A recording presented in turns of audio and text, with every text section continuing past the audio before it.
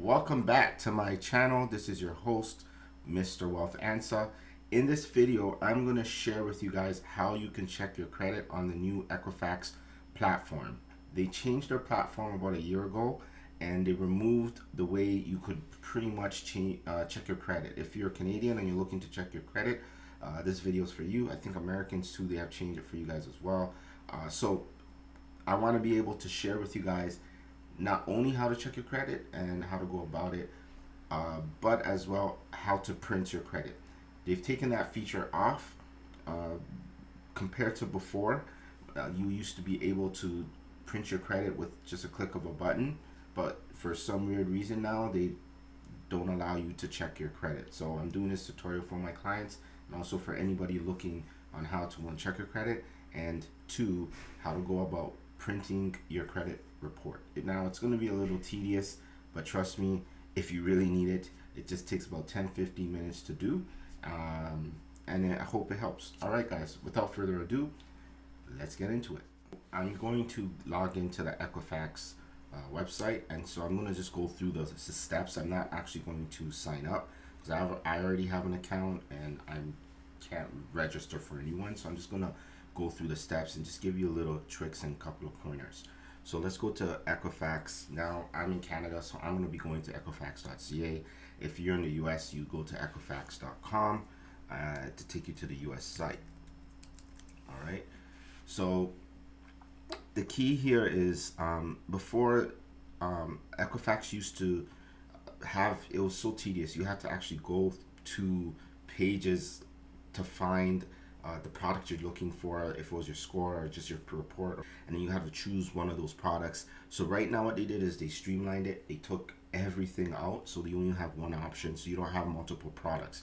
The only product they have for you that is available to you is the one for $19.95 per month, and it's charged to your card every single month, and you're able to review your credit report at any time. It gives you live updates when something hits your credit, something changes on your credit. It gives you live updates as well, plus a lot of other benefits. You can read it on the website here. That's not what this video is about. I just want to go through the steps on how to sign up. So the first thing is, if you have an old Equifax report account and you haven't logged in like over a year, you're gonna find that your old account is probably disabled, or you're gonna say it's gonna tell you you do not have an account with them. So what that is I think they had a big breach a couple of years ago where a lot of clients' information was stolen or whatever the case was. So they kind of revamped their whole back end to compensate for that. And what they have done is, on your first sign up, they actually give you a free credit report and score, which is good. So if you want to check your credit right now, you can actually sign up on their new platform and you don't have to pay a dime. During the migration, they allow people to still log in on the old account. That was a few months ago, but now I see they don't give you that option. You now have to sign up on their new platform. I think they've gotten to a place where now people are comfortable with the platform, and they just transitioned us specifically to the new platform. Me personally, I like the old platform a lot better. I found that it was a lot more options. I found you could print your whole report. There's so many other things you could do. It was a bit confusing, but I got used to it. The new platform is a lot easier. It reminds me of TransUnion's platform, and it's kind of similar, and I think they have something to do with each other, because when you log into your actual Equifax account, you're going to see that TransUnion is at the bottom, something to do with TransUnion. So I'm thinking perhaps TransUnion bought them out. Don't quote me on that, but I'm just thinking they have some type of partnership, because they're using a similar kind of website layout as TransUnion. I like the old Equifax website, but hey, that's just my opinion. The new one is a lot easier to use, but there's not a lot of features like the old one had. So the first thing you want to do is you want to go to customer login. Again, depending on where you are in the world, choose your I guess relevant website, and then you go to customer login, and then once you reach customer login, here it says don't have an Equifax account. You can go register now, and then you could register for one that way. And you can see here it says let's get started. You're one step closer, blah blah blah. Then you have here you selected Equifax credit score and report, and here it says it's for free. So the first month they give that to you for free, and then you can be able to sign up and check your score and your actual full report. I think another way you can sign up is you can go to the sign up now, and it's going to take you to the page to sign up. Now, I just showed you guys a trick. All right, so this is a nice hack. If you notice, when you went to the page with the 1995, or sorry, the 1995, and you clicked it, when you clicked it here, if you select this, it's basically kind of like charging your card. But if you go to, like, if you already have an account, I guarantee if you click here, let's click here and see actually. It's gonna ask you to sign in. But when you say register now, which is weird, I don't know why they do this. So now you see it's 1995, right? So you gotta pay for it. If you wanna bypass all of that, let me see if it works. I hope you guys saw it, because when I went the first time, it said it was free. And then the second time, it gave me something else. Hold on. Actually, let's delete this. So here, you go to customer login, and when you go to customer login, and you click register now, just want to double check this. It says free. That's so weird. But if you go here and you click sign up now, it has 1995. So it's up to you. If you don't want to pay the 1995, do the other method and get it for free. So this method is pretty much what they're trying to, I guess, imply is if you're a customer and you had an account in the past and now you want to get access to your account again, they're giving a courtesy free report for you. But if you're a brand new person, never had an Equifax account, meaning you never actually registered with them, and you never checked your credit, then you have to pay $19.95. Well, there you go. There's a hack. I saved you 20 bucks. I hope this video was valuable. That alone is valuable, I guess. All right, so guys, I'm going to quickly just go through this. So here, I'm on the free report, you have first name, middle name, last name. You fill all that out. Make sure this is correct. SIN number, you got to put that. If you don't have to, but if you put it, it pulls up your profile a lot quicker and without hassles. Sometimes people have similar names, sometimes, and just so much reasons why. If you don't put your SIN, it may not even pull your account up properly. So I always like to put the SIN. You got the mobile number. It's good to put that. They actually have your phone number on your report, so it can identify your phone number. Now you might be wondering, Mark, how do they get my personal information on my credit report? That's a great question. How they do that is anytime you go apply for a new loan, whether it's a car loan, whether it's a personal loan, whether it's a credit card, whatever it is, they update the credit bureau. So when they update the credit bureau, they'll put your phone number, they put your address, they update your address, they update your phone number, they also update your employment, they will update everything, right? So that is how they will get your information on, unless you personally send a request to Equifax to update your profile because the information is not correct. You could do that as well, right? So next, you want to put your current address, whatever address you're at, and then it's going to ask if you have been there for 2 years. You go no. If no, it's going to ask for a previous address. If yes, it's not.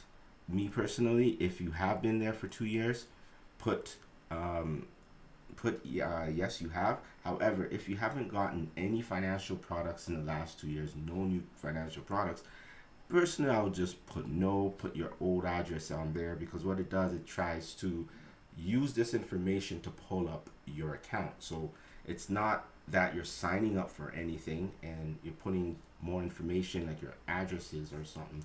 What it's doing is just trying to get all the information as much as possible, and then it's going to use that to identify who you are and if they can pull your account up.